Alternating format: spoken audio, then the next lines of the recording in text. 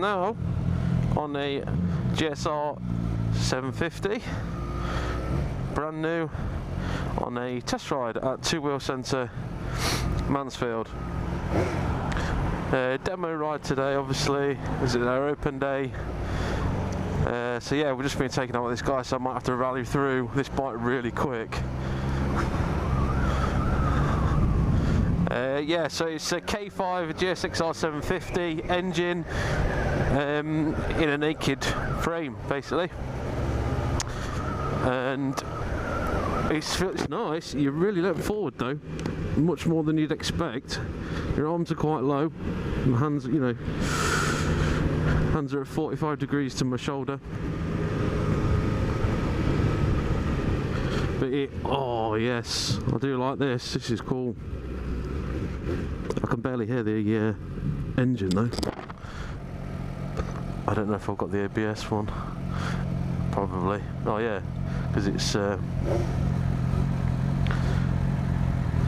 all bikes have to have ABS now, don't they?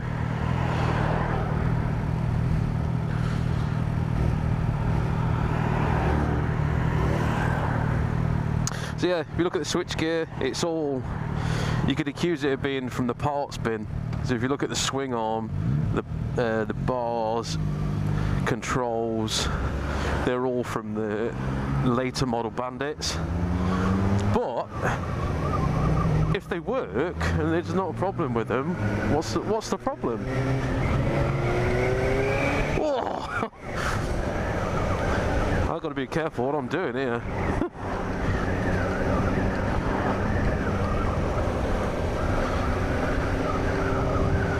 Okay, so they've retuned this engine. It's got about 105, I think they're saying. 105 horses.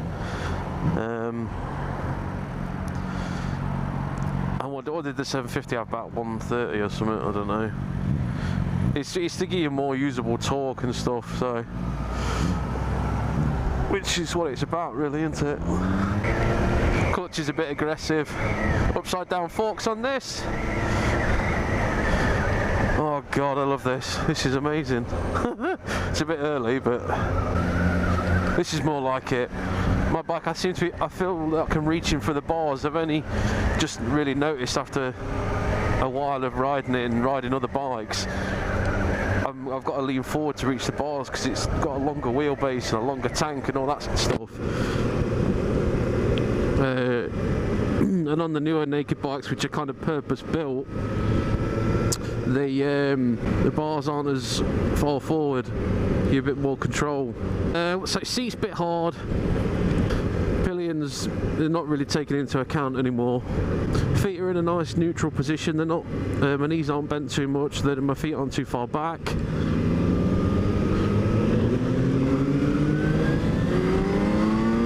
Oh!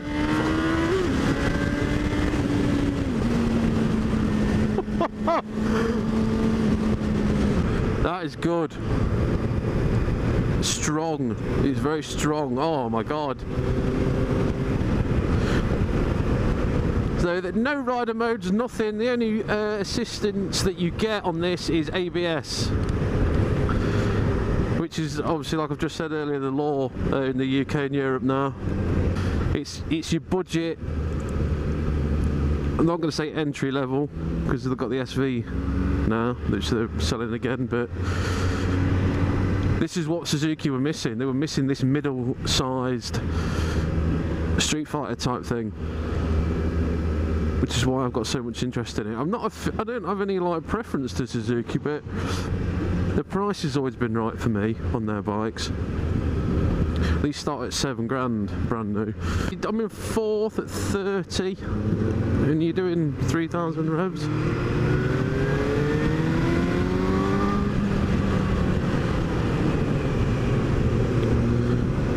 It shifts. Oh shit.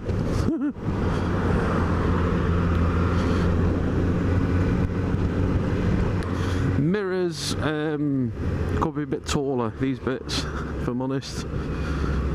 That's easily dealt with though, isn't it? So your dash, you've got your temperature, fuel gauge. I think I read you can get your average consumption on this somewhere. Let's have a look. Nice big digital speedo. Trip 1. Yeah, mile per gallon, look, 42 at the minute. Suzuki said 60 at some point. I don't know where they're getting that from. Get your nose back, stupid woman. See, the trouble is, if you ride your bike to a test ride, I always think it's a little tainted, your opinion of the new bike, because you've got enough yours which might be a bit tired or very much broken in, and you're getting on this which is absolutely, you know, to the slightest degree is how it should be. It's, you know, it's brand new. This has got 30 miles on it, this bike. Those GSX-S, oh, they sound amazing. One thing I read, I did a little bit of reading up on this before I came today. If you buy a new one this year, you get an extra year's warranty, provided you service it there and all that with Suzuki and stuff. But you're getting 3 rather than 2 years warranty.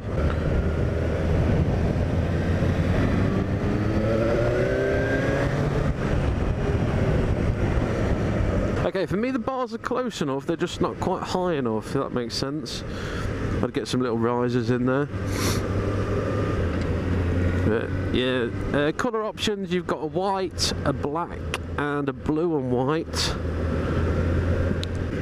And you get then there's the Z model, which is where you get a Yoshimura can and a belly pan as standard and a different paint job, and that one is spectacular looking. That looks so much better. Obviously that comes at a premium, it's an extra few £100. I think some places are doing 0% finance on these as well. The wind is nothing. You know, get off my bike which has got the half fairing. What we're doing now, we're doing 60, and it's just like a light breeze on my shoulders.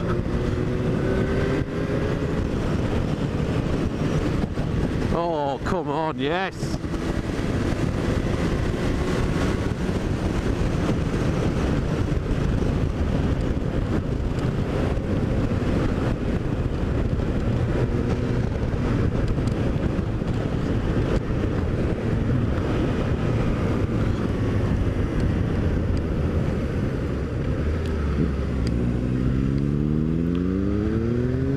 That sounds nice.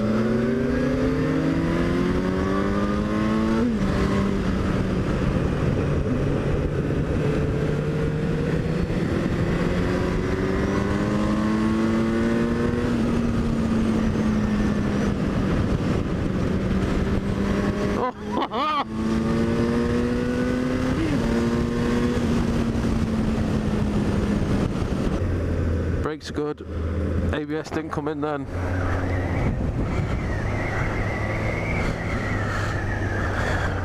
The torque is so much further down than any other bike I've ridden. This size. Obviously your thousands have got that low down. Oh, it gives you so much confidence. This is brilliant. I tried to come to it with an open mind, because I said on a hangout the other week that it's most realistically what could be my next bike, but at the same time I'm trying to ignore that. It's so aggressive looking. Oh, I didn't get caught speeding. Seat height is I think it was 815 I read, which is like a 33, it said 33 inch, but I'm a short ass, so my balls and my feet are on here lovely, because it seats nice and narrow.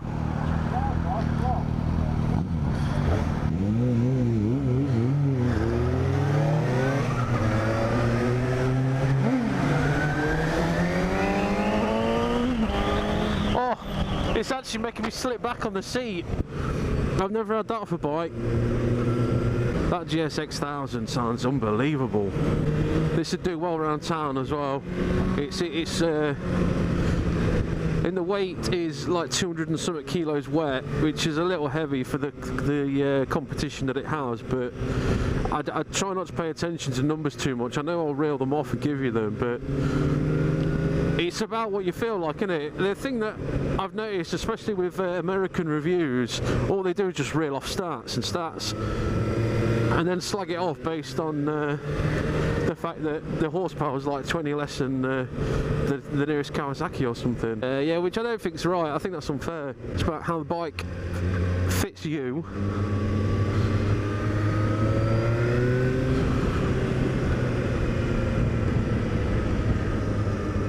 And how you feel about the bike.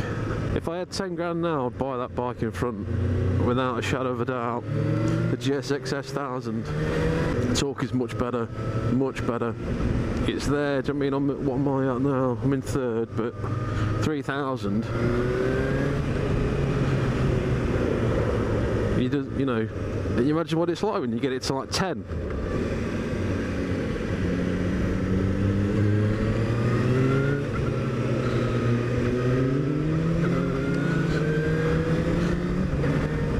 Suspension's quite stiff, but in a good way.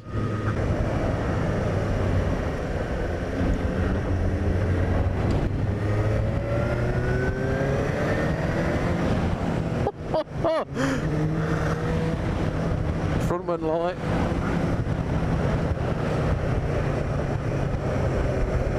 Yeah, no rider modes, no traction control, which in my opinion people pay attention to a bit too much. Oh!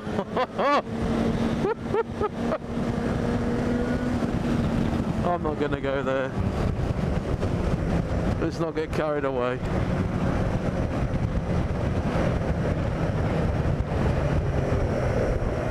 Not much point in the overtake, was there? Oh, these brakes are great on the front.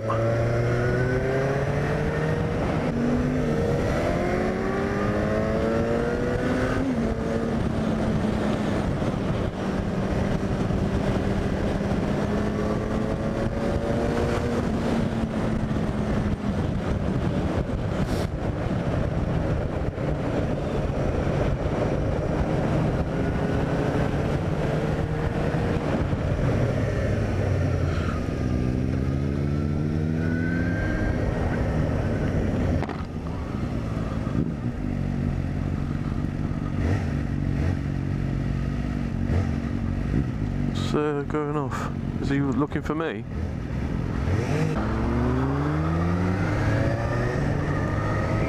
Well, he's waiting for a clear road through here, wasn't he?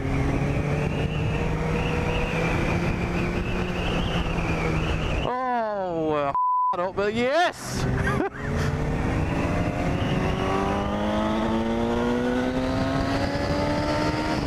Oh! Are you kidding me?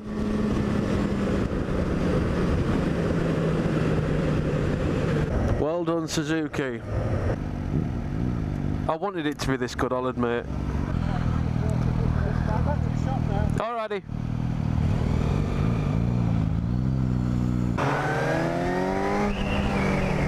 This is a more sports orientated than touring orientated, like my Bandit. If that's what you want, you got to consider this. Yeah, this has been brilliant, nice, good fun. A little bit of vibration through the bars, but not massive. Clutch is nice and soft to pull in. One thing they've done now, they've got this adjustment on the throttle cable is a lot better. You can do it while you're out and not need spanners for it. Like I say, some of the parts, you can tell they're cut price, budget.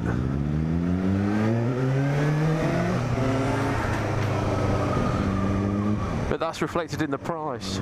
I've always thought that about Suzuki, it's top value. You're not getting style over substance. I'd always like adjustment on the clutch lever though. That sounds great. Yeah, I'm going to wrap it up because we're only back at the shop now. Brilliant, feels light anyway. Very nimble. Way enough power for the UK road. And usable as well. It's not all at the top of the rev range. Yeah, brilliant.